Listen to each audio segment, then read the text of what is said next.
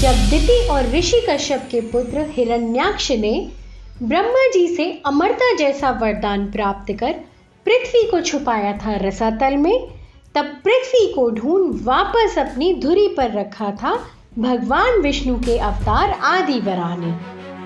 जब सूरज के भीषण ताप से धरती सूख गई थी, ज्वालामुखी फूट पड़ा था, समुद्र का जल भी जल गया था, जल वाष्प बनकर आकाश में स्थिर हो गया था, कभी न रुकने वाली जल प्रलय का सिलसिला शुरू होने लगा था, समस्त धरती जल में डूबने लगी थी और चक्रवात का सिलसिला बन आया था, तब नारायण नील वराह ने धरती को जल से मुक्त कराया था। तीर्थ यात्रा के भ्रमण के मार्ग में जब हुई पिता सुमति की मृत्यु थी, तब द्रविड़ देश के राजा विमति ने तीर्थों को नष्ट करने की प्रतिज्ञा उठाई थी।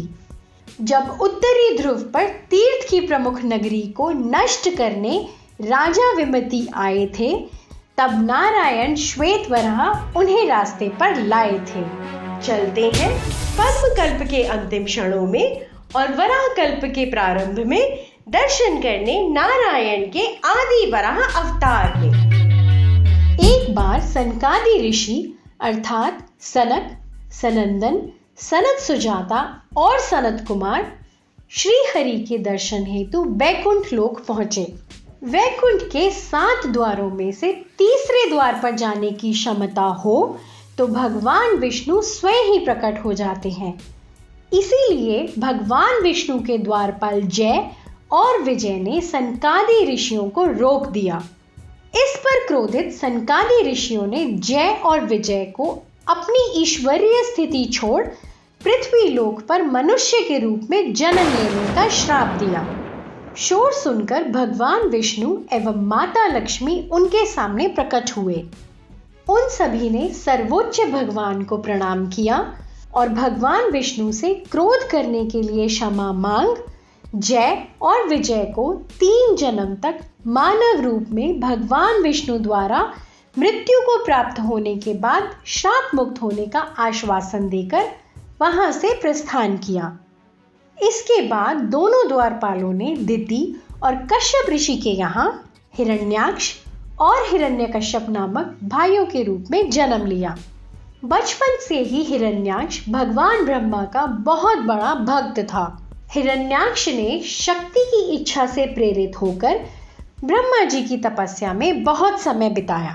कई वर्ष बीत गए और हिरण्याक्ष युवा हो गया। वर्षों तक उनकी पूजा की और उसकी भक्ति से प्रसन्न होकर ब्रह्मा जी ने उसे वरदान दिया। उनके वरदान अनुसार कोई देव, मनुष्य, असुर, जीव जंतु उसे नहीं मार सकता था। लेकिन हिरण्याक्ष द्वारा बनाई गई जानवरों की सूची में जंगली सुअर का नाम रह गया था। वरदान से सशक्त होकर हिरण्याक्ष एक दुर्जन शक्ति बन गया। इसीलिए उसने अपनी ताकत का प्रदर्शन करना शुरू कर दिया। उसकी शक्तियां दिन पर दिन बढ़ती गईं। वह ऋषियों को सताने लगा, यज्ञ में विघ्न डालने लगा। उसने देवताओं को परेशान करना शुरू कर दिया और इंद्र के महल पर आक्रमण कर दिया। देवता उसकी शक्ति का सामना करने में असमर्थ थे। उसने जल देवता वरुण को चुनौती दी, जिन्होंने लड़ने से इनकार कर दिया। अब हिरण्याक्ष आकाश में घूम रहा था और किसी ऐसे व्यक्ति को ढूंढ रहा था जिसके साथ वह युद्ध कर सके। उसी समय उसे नारद मुनि मिले।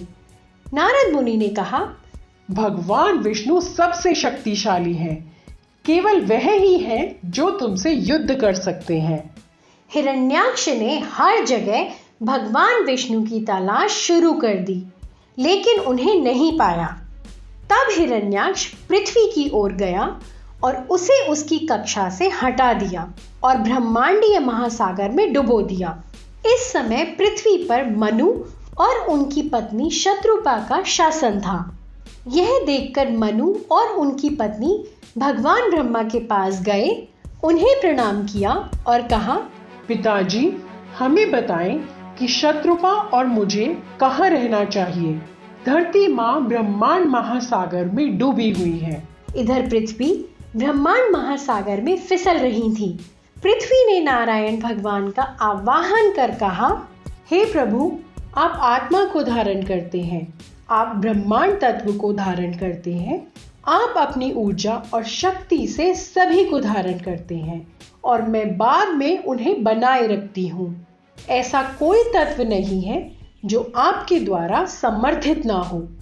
हे नारायण, ब्रह्मा जी के हर एक कल्प के बाद आप संसार की भलाई के लिए मुझे मेरे बोझ से मुक्त कर देते हैं। आपकी शक्ति से प्रभावित होकर मैं रसातल में प्रवेश करने वाली हूँ। मैं अब आपकी शरण चाहती हूँ। भगवान ने कहा, हे पृथ्वी, आत्मनियंत्रित रहें और शांति का आनंद लें। सहस्त्र चतुर्युगों के बाद उचित समय आने पर आप अपने स्थान पर स्थापित हो जाएंगी। हिरण्याक्ष के उत्पात को देखकर श्री हरि विष्णु ने हस्तक्षेप करने का निर्णय लिया। वह भूदेवी को बचाने के लिए और ब्रह्मांड में संतुलन बहाल करने के लिए वराह रूप में प्रकट हुए। भूदेवी तक पहुंचने के लिए वह ब्रह्मांड महासागर में उतरे। जैसे ही वह भूदेवी के निकट पहुंचे, उनका सामना हिरण्याक्ष से हुआ। उसने भगवान विष्णु को युद्ध करने की चुनौती दी, लेकिन विष्णु जी ने सभी चेतावनियों को नजरअंदाज कर दिया और सतह पर बढ़ते रहे। यह देखकर हिरण्याक्ष ने उनका पीछा किया। वह बोला, रुको तुम धोखेबाज, मैं जानता हूँ कि तुम अपनी जादुई शक्ति से सभी को हरा सकते हो, लेकिन इस समय तुम मेरे निकट हो और मैं तुम्हें अवश्य हरा दूंगा। लेकिन वराह ने पीछे मुड़कर भी नहीं देखा। भूदेवी को बचाकर भगवान सौर्य मंडल की ओर बढ़ने लगे। इस पर हिरण्याक्ष बहुत क्रोधित हुआ और चिल्लाया, तुम कायरों की तरह कैसे भाग सकते हो? मुझे मेरी धरती लौटा दो। तब धरती माँ को सुरक्षित उनकी कक्षा में वापस रख हिरण्याक्ष के साथ उन्होंने एक लंबी लड़ाई के पश्चात उसका वध किया।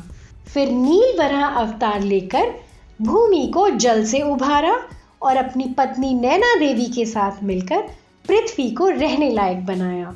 इसके पश्चात श्वेत वराह अवतार लेकर तीर्थ स्थानों को सुरक्षित कर पृथ्वी पर शांति का माहौल बनाया। वराह कल्प की शुरुआत में पृथ्वी पर एक बार फिर से जीवन पनपने लगा। उम्मीद करते हैं यह कथा आपको अच्छी लगी होगी। ऐसी और पौराणिक कथाएं और उनसे जुड़े रहस्यों को जानने के लिए हमारे चैनल को लाइक और सब्सक्राइब करें।